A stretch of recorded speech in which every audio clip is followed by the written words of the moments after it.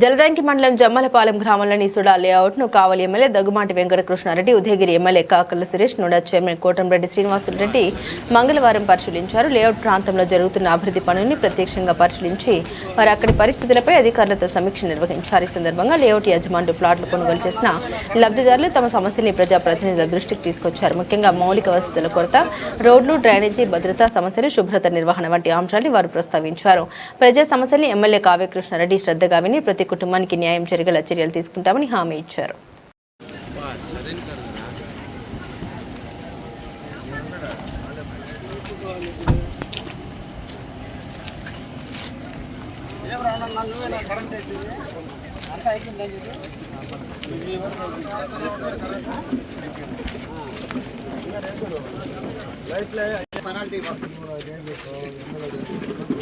₹1 మా బ్రాహ్మణ ట్రైన్కి జరగలేదు.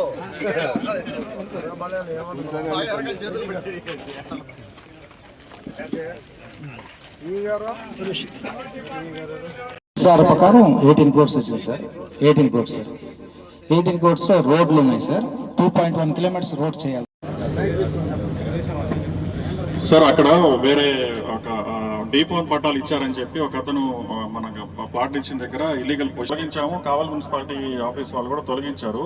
అతను ఏంటంటే రిట్ పిటిషన్ వేసాడు సార్, ఇది నాకు సంబంధించింది, నాకు చెందింది అని. సో దానికి తహసీల్దార్ జలదంకి వాళ్ళకి మనం కౌంటర్ ఫైల్ చేయమని చెప్పి ఇన్స్ట్రక్షన్స్ ఇచ్చాము సార్. అది కూడా వాళ్ళు కౌంటర్ ఫైల్ చేశాక అది దానివల్ల అది కోర్టు కేసులో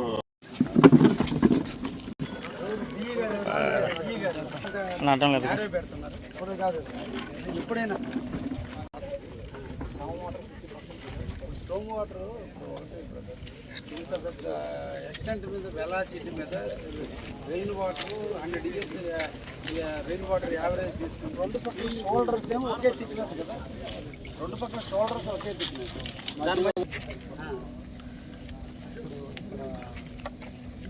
రోడ్డు మీద దాన్ని ఎవరో క్లీన్ చేయాలి. అదే దానికి 1 feet ఎందుకు పెడుతున్నారు? అన్ని దగ్గర సఫర్ అవుతున్నారా? అన్ని తీసేశారు. కారు కూడా పట్టదు. 1 foot కారు పట్టదన్నా. 1 foot మినిమం 1 foot ఉండాలి. సంబంధం డబ్బులు మీరే కదా, మనమే మన గవర్నమెంట్ కాదు కదా. రైతులకి నాటు కొనుక్కున్న సమాధానం చెప్పాల్సింది అవడానే కదా. ఈరోజు జమ్మలపాలెం జలదంకి మండలం జమ్మలపాలెం లేఅవుట్కి వచ్చాం. ఇది దాదాపు 2022లో వైసీపీ ప్రభుత్వం ఇచ్చిన లేఅవుట్. దాదాపు ఆ రోజు 48 కోట్ల టెండర్ పిలిచారు. 26 కోట్లు పనులు జరిగింది అన్నారు. కానీ మొత్తం పనులు కూడా నాణ్యత ఎక్కడా లేవు. నేను వచ్చిన అన్నీ చూశాను. చూసిన తర్వాత అప్పుడు నారాయణ గారి మంత్రితో మాట్లాడటం జరిగింది. దాని తర్వాత టెండర్లు పిలవమన్నప్పుడు ఇక్కడ వచ్చినటువంటి ఈ ఫ్లాట్లు కొన్న వాళ్ళందరూ కూడా నన్ను వచ్చి ఒకటి అడిగారు, మీరు అర్జెంటుగా కానీ కరెంట్ వేయిస్తే మేము ఇల్లు కట్టుకుంటాం, మేము బోర్లు వేసుకుంటాం, మీరు అర్జెంటుగా కరెంట్ వేయించమని నాడు అడిగారు. నేను ఇమ్మీడియట్గా CMDతో మాట్లాడి ఇమ్మీడియట్గా కరెంట్ వేయడం జరిగింది. కానీ ఇల్లు కట్టలే. దాని తర్వాత లైట్లు కూడా వేయాలి. రాత్రులు ఇక్కడ అసంఘంగా కార్యక్రమాలు జరుగుతున్నాయన్నప్పుడు లైట్లు కూడా వేయించడం జరిగింది. దాని తర్వాత దీన్ని ఈ స్థలం చేసిన పనుల మీద నాణ్యత లేదని విజిలెన్స్ చేయడం జరిగింది. విజిలెన్స్ చేస్తే మళ్ళీ రిపోర్ట్ పూర్తయిన దాకా టెండర్ పిలిచడానికి మంత్రి గారితో మాట్లాడి మళ్ళీ టెండర్లు పిలవటం. దాదాపు 90% పిలిచాం. బట్ అయితే ఫస్ట్ వీక్ నుంచి పనులు అవుతాయా, 2-3 రోజుల నుంచి ఈ జేసీబీ పెట్టి చెట్టు కొట్టించే పనులు అయితే స్టార్ట్ అవుతాయి. 3 నుంచి 4 నెలల్లో మొత్తం రోడ్లు కానివ్వండి, కాలువలు కానివ్వండి, అన్ని పనులు అయితే పూర్తి చేసే బాధ్యత తీసుకుంటాం. అదే రకంగా 2 ఎమ్మెల్యేలు ఉన్నారు. అదే రకంగా నేను వచ్చేటప్పుడు బేదారామచంద్రరావు గారిని కూడా పిలిచాను రమ్మని. మొన్న కూడా ఆయన చెప్పడం జరిగింది. ఆయన మహానాడు పనుల్లో ఉండటం వల్ల ఆయన రాలేకపోయారు. ఆయన సలహాలు కూడా తీసుకుంటాం. ఇప్పుడు చెప్పారు, ఇంతకుముందు బీదా మస్తానరావు గారు కూడా ఏదో హామీ ఇచ్చారని ఆయనతో కూడా నేను మాట్లాడతాను. అదే రకంగా మధ్యలో 24 ఎకరాలు ఉందన్నారు. అది ఆర్డీఓతో 2 ఎమ్మెల్యేలు బీదారామచంద్రరావు గారు కలిసి ఆర్డీఓతో మాట్లాడి ఆ ల్యాండ్ కూడా తీసుకుంటే వీళ్ళందరూ కూడా కొంచెం మధ్యలో బవిలో అక్కడ పోతుంది, ఈ మధ్యలో ఆ చెట్లు వాళ్ళు అంటున్నారు, అది కూడా ట్రై చేస్తాం. అయితే మీరు అనొచ్చు ఇన్ని రోజులు మీరు ఎందుకు మాట్లాడదని. ఆర్డీఓ గారితో కనీసం 100 సార్లు మాట్లాడుంటాను. మీరు నమ్మదారు లేదు నాకు తెలియదు. 100 సార్లు మాట్లాడుంటాను. దాన్ని పిలిచి మాట్లాడండి అంటే ఒకరోజు శివకుమార్తో మాడాను, ఆయన ఆకాశాలు ఉన్నాడు అంటాడు, ఇంకొక ఆయనతో మాడాను, ఆయన భూమి మీద లేడు అంటాడు, రకరకాలుగా మాట్లాడాను. కానీ ఇప్పటికన్నా చెప్తున్నాను, తప్పకుండా మాట్లాడి చూస్తాం. లేనప్పుడు దాన్ని ఎలా చేయాలో కూడా ఆలోచన చేస్తాం.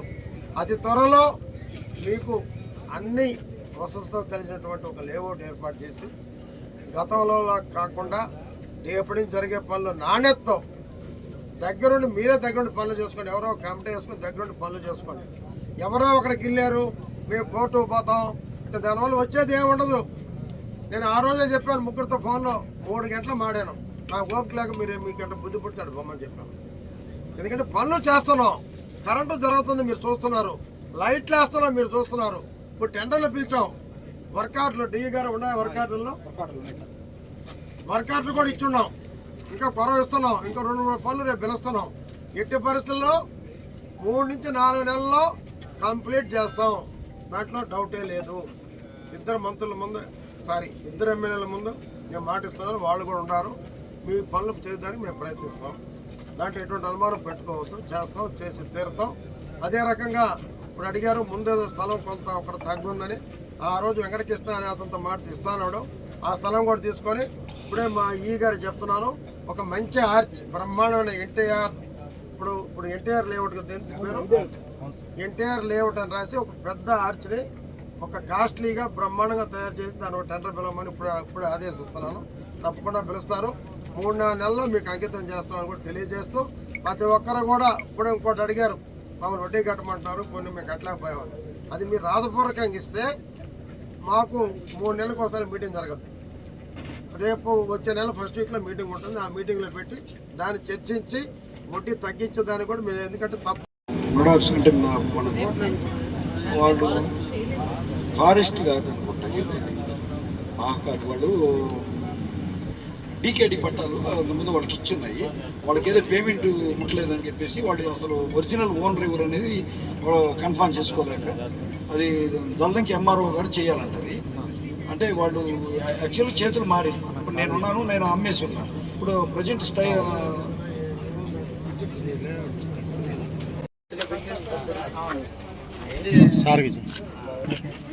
ఇప్పుడు యాక్చువల్గా సార్ ఇంతకుముందు ఈ లేఅవుట్ని పబ్లిక్ హెల్త్ డిపార్ట్మెంట్ 18 crores వచ్చింది సార్. ఈ రోడ్స్ కానీ బ్యాలెన్స్ మిగిలిపోయిన రోడ్లు కానీ డ్రైన్స్ ఫిక్స్ చేసిన గజం రేట్ వచ్చి 4,999 రూపాయలు సార్. సో సుమారుగా మనకేంటంటే ఒక ప్లాట్ టెండర్ ఆన్లైన్ టెండర్లో సేల్స్ చేసేదానికి మిగతా 40 feet రోడ్ సార్. ఇది 18 feet వస్తుంది సార్. అవును సార్, 5.5, 6 కూడా ఉన్నాయి సార్. కొన్ని మిగిలిపోయినట్టే ఆల్రెడీ చేస్తున్నారు కాబట్టి 60 feet రోడ్ 30 feet వస్తుంది సార్.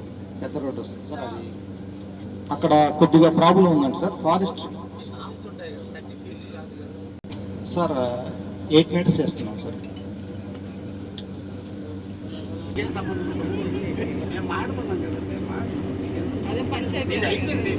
ఇక్కడ ఒకటి ఇల్లు కట్టుకోడు, పంచాయతీ ట్యాక్స్ రాదు. అవును సార్. సాయంత్రం పూట లైట్ కలిగించాలి, ఒకటి ఇల్లు కట్టుకుని వాటర్ ట్యాంక్ ద్వారా నీళ్ళు ఇవ్వాలి, శానిటేషన్ పెట్టాలి, గ్రీన్ అంబాసిడర్లు ఏర్పాటు చేయాలి. ఈ గ్రీన్ అంబాసిడర్ చిమ్మే వాళ్ళు ఊరు, అవునండి. కరెంట్ కూడా అవునండి. కరెంట్ ఊరు మున్సిపాలిటీనా, మున్సిపాలిటీ సంబంధం లేదు. ఇది ల్యాండ్ మాది, ఉండేది జమ్మలపాలెం. మాది ఏపీ టిట్కో హైజాక్ చేశారు. సరే మీకు ఇచ్చిన సంతోషిస్తాం, నీకు ఇవ్వాలా నాకు ఇవ్వాలా. ఈ ల్యాండ్ ఏపీ టిట్కో హౌసెస్ కోసం అంతేనా, ఏపీ టిట్కో హౌసెస్ కోసం, అర్బన్ హౌసింగ్ కోసం. అద్దరుపాడులో ఇల్లు కట్టితే 2,000 ఇల్లు కడితే మిగతా 2,000 ఇళ్ళకి 113 ఎకరాలు ల్యాండ్ ఎక్విజిషన్ చేసి నూడాలో డబ్బులు ఉంటాయి. అంటే మేము ఈ గ్రామానికి ఇచ్చే లోపల ఇచ్చిన పాట గ్రామం కట్టమంటే కట్టలేదు, గ్రామానికి డబ్బులు ఉండవు. దానికి ఏంటంటే 10 to 20% డబ్బులు మా దగ్గర 4 కోట్ల దాకా ఉంటాయి.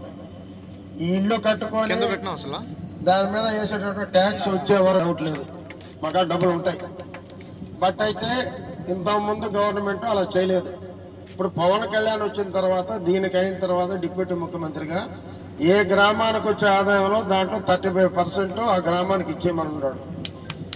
అందువల్ల అది జరిగిన మొన్న మంత్రివర్గ తీర్మానం. బట్ గతంలో ఉండింది కూడా 10 to 20% డబ్బులు రుణాలు ఉంటాయి మీవి, దాదాపు 4 కోట్ల దాకా. ఇల్లు కట్టుకొని మీరు మళ్ళీ ఫీజు చెల్లించే ఆ ఇంటికి ట్యాక్సులు కట్టే వరకు లోడే పరిస్థితి కరెంట్ అని చెప్పి మనం చేస్తూ ఉన్నాం. ఈ లోపల కూడా వాటర్ ట్యాంక్ కడతాం. వాటర్ ట్యాంకు ఇంకా పిల్లలు టెండర్ పిలుస్తాం. ఇప్పుడు పిలిచిన ఎన్ని కోట్లు పిలుచున్నాం? 12 కోట్లు ఏమేమి పిలిచాం? Roads, drains, water supply, compounder 14 కోట్లు పిలిచాం. ఇంకెన్ని కోట్లు పిలిచాలా? 14 కోట్లకి ఎంత మనం వర్క్ ఆర్డర్ ఇచ్చాం? 6 కోట్లకి ఇచ్చాం. 6 కోట్లు 20 రూపాయలు వేస్తాం. ఇప్పుడు ఈ చెట్లు ఇవన్నీ కూడా ఇప్పుడు తొలగించాలి కదా. ఎప్పుడేం తొలగిస్తాం? ఒక 3-4 నెలలు ఇచ్చేస్తాం అన్ని వాళ్ళకి. ఎందుకంటే ఎందుకు లేట్ అయిందంటే మీరు అనొచ్చు, ఇంతమంది కూడా చెప్పి 3-4 నెలలు అయింది మీరు వెళ్ళిపోయారని. నేను వెళ్ళిపోలేదు. నేను 4-5 సార్లు ఇక్కడికి వచ్చాను. వచ్చి సార్ రమేష్ రెడ్డి గారితో మాడాను, రోజు మీ ఎమ్మెల్యే గారితో మాడుతున్నాను, ఉదయగిరి ఎమ్మెల్యే గారితో కూడా మాట్లాడుతున్నాను. దీనికి సంబంధించి ఒకసారి బీదా రవిచంద్రరావు కూడా ఆయన ఎమ్మెల్సీ అయిన తర్వాత ఆయనతో కూడా మాట్లాడాను. టోటల్గా ఏంటంటే ఈ వర్క్ల మీద విజిలెన్స్ ఎంక్వైరీ వేశారు. అది మీ అందరూ తెలిసే ఉంటుంది. విజిలెన్స్ ఎంక్వైరీ వేస్తే మళ్ళీ టెండర్లు అయిన దాకా పిలవకూడదు.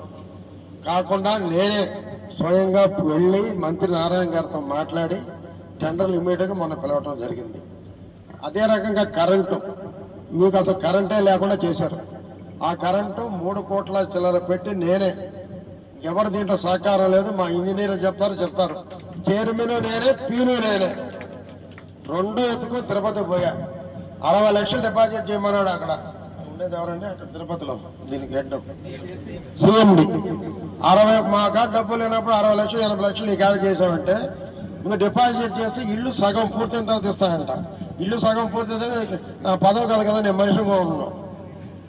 ఇది పూర్తయితే కాదు, వద్దు సార్ గవర్నమెంట్ తీసేయండి అని చెప్పి ఆయన ఒప్పించి మన వాళ్ళందరూ రూల్ ప్రకారం పోవాలి. రూల్ కాదు సార్, ఇది గవర్నమెంట్. ఇప్పటికే అక్కడుండే ప్రజలు స్థలం కొని నష్టపోయారు. అది దాన్ని చేయాలంటే మాత్రం పూర్తిగా మనం చేయాలంటే ఆయన 80 లక్షలు తీయటం జరిగింది. అందువల్ల నేనే చేయించుకొని కరెంట్ వేయించాం, లైట్లు కూడా వేయించాం. ఇంకా కొరవ కూడా చేయించాలంటే దీని విజిలెన్స్ ఎంక్వైరీలో ఉంది. పాత వరకు 26 కోట్ల బిల్లు తీసుకున్నారు. నాకు తెలిసి 10-12 కోట్ల వరకు కూడా జరిగి ఉండదు నాకు తెలిసి. దాని మీద విజిలెన్స్ జరుగుతుంది. విజిలెన్స్ తేలద్దు, అది ఎట్లా జరగద్దో ప్రభుత్వం చేస్తుంది, మన చేతుల్లో లేదు అది.